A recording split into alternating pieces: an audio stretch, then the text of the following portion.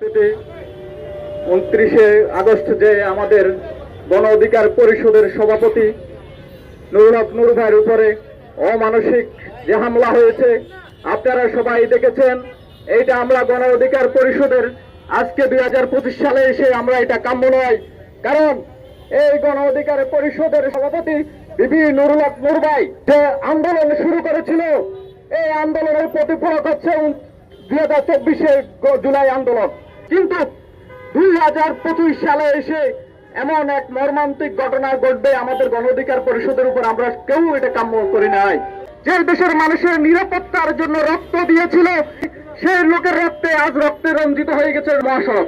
BP Nurul হক নুরের ডাকে এই 2024 গণঅভ্যুত্থান সৃষ্টি হয়েছিল এবং শেষ হয়েছিল।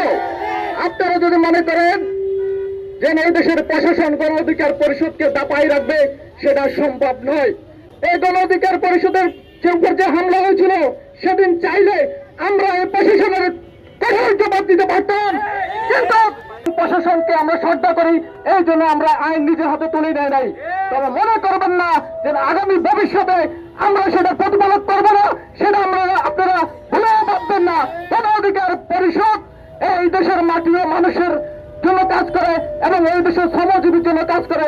এই দেশের মানুষের রক্তের সাথে গণ অধিকার পরিষদ মিশে আছে এবং আগামীতেও মিশে থাকবে ইনশাআল্লাহ। এই বলে আমি আমার বক্তব্য শেষ করলাম। আল্লাহ হাফেজ।